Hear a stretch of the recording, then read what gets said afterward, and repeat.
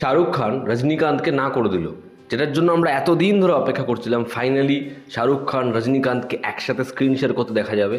তার মধ্যে যদি মোহনলাল শিবরাজ কুমার চলে আসে তাহলে তো ক্যা বাত, কিন্তু সেটা বোধহয় আর সম্ভব নয়। রজনীকান্তের ছবি জেলার 2 যেটা পরিচালনা করছেন নেলসন, সেই ছবিটার বর্তমানে কাজ হচ্ছিল, একটা লম্বা সময় ধরে ছবিটার কাজ হচ্ছে। এবার সেই ছবিতে কেমিওর যে লিস্ট, সেখানে জল করছিল একটাই নাম, সেটা হচ্ছে শাহরুখ খান।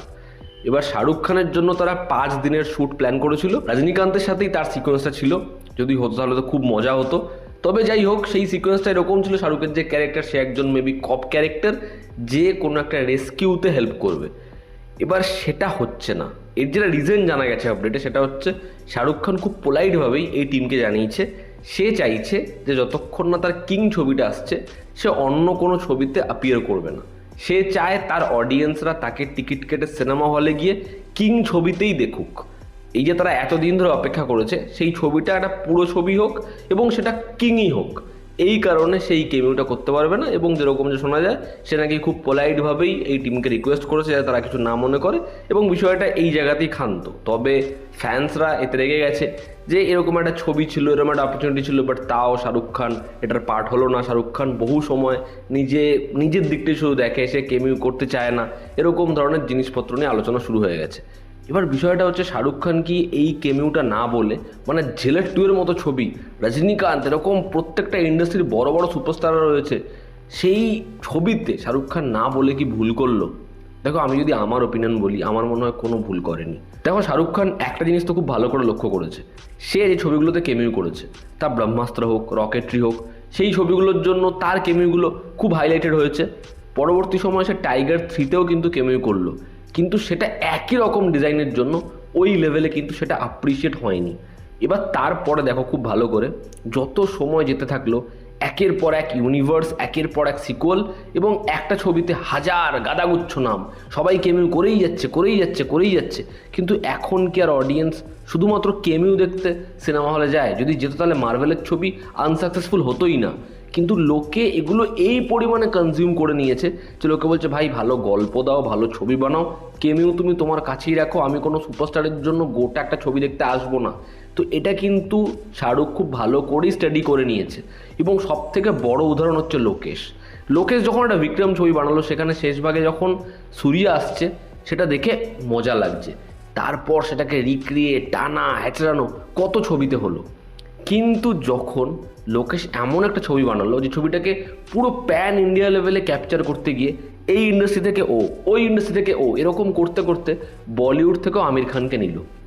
এবার সেই ছবিটায় আমির খানকে কি প্রপারলি ইউজ করা হয়েছে? এবার সেই ছবিতে আমির খানকেই সব থেকে বাজেভাবে ইউজ করা হয়েছে, এটাই ম্যাক্সিমাম অডিয়েন্সের বক্তব্য, আর এটাই হওয়াটা খুব স্বাভাবিক। এবার যখন সেটা হয়েছে, নেলসন সে তার আগের ছবিতে সবার কেমিও ব্যাপকভাবে ব্যবহার করেছে, তা বলেই যে এবারও সেটা করতে পারবে তো কোনো গ্যারেন্টি নেই।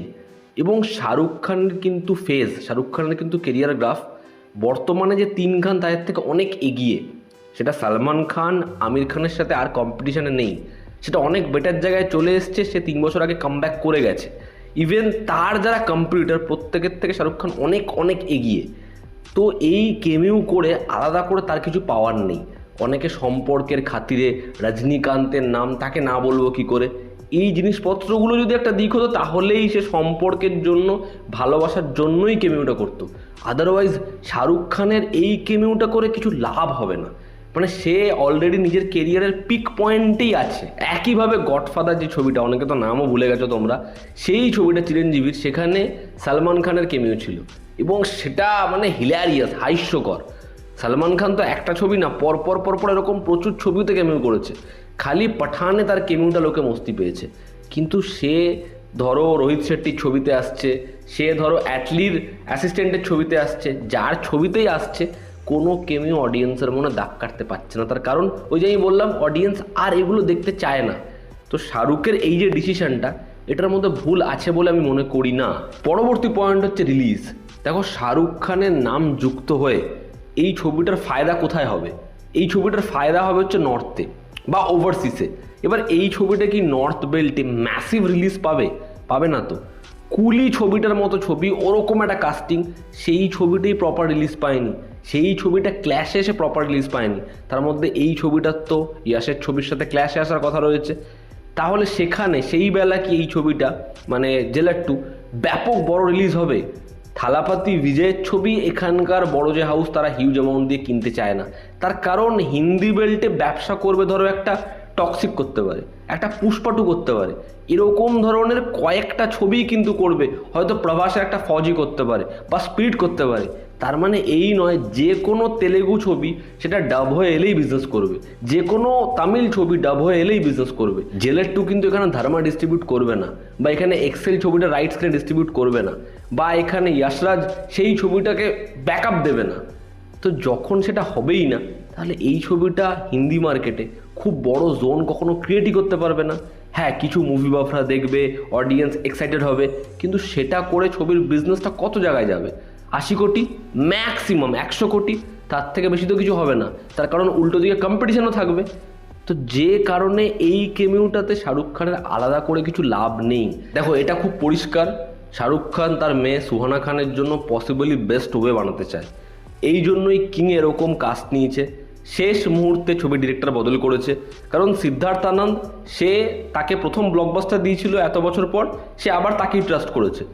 এই কারণেই কিন্তু এই ছবিটা থ্রিলার থেকে পুরো একটা অ্যাকশন ছবিতে কনভার্ট হয়ে গেছে।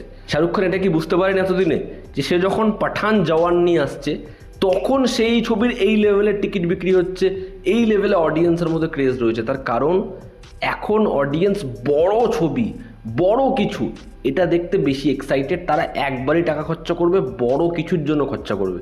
এটা সে বুঝতে পারেনি, যেই কারণেই তো সে অ্যাকশন ছবি করছে 3 বছর পর, এবং এমন একটা ছবি নিয়ে আসছে যেটা হয়তো অনেক সেফার। তো এটা সে বুঝে গেছে, এবং সে সেই কারণেই এই ডিসিশনটা নিয়েছে বলে আমার মনে হয়। হ্যাঁ, যদি রজনীকান্ত, মোহনলাল সবাইকে একসাথে দেখতে পেতাম শাহরুখের সাথে, তাহলে যারা মুভি বাফ, যারা সিনেমার দর্শক, তারা খুব মজা পেত যে ভাই একসাথে একটা আইকনিক দৃশ্য ক্রিয়েট হয়েছে। যেটা জেলারে হয়, ওই ট্রাকগুলো উল্টায়, একের পর এক সিগার ধরায়, ওটা মজার, ওটা একটা অ্যাড্রিনালিন রাশ, ওটা বহুদিন আমাদের মনে থাকবে। আর যারা সিনেমা হলে এক্সপিরিয়েন্স করেছে, এবার জেলার 2তে সেরকম কিছু হবে না, সেটা আমরা মিস করব।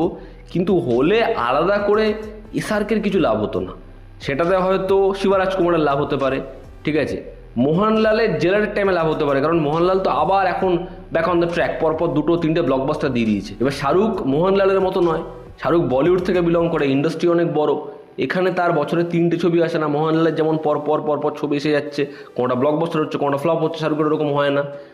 তাকে তার অডিয়েন্স একবারই দেখতে যাবে, যে কারণে তার এই ডিসিশনটা, এবং আমার মনে হয় না যে এটাতে কোনো রকম কিছু ভুল রয়েছে।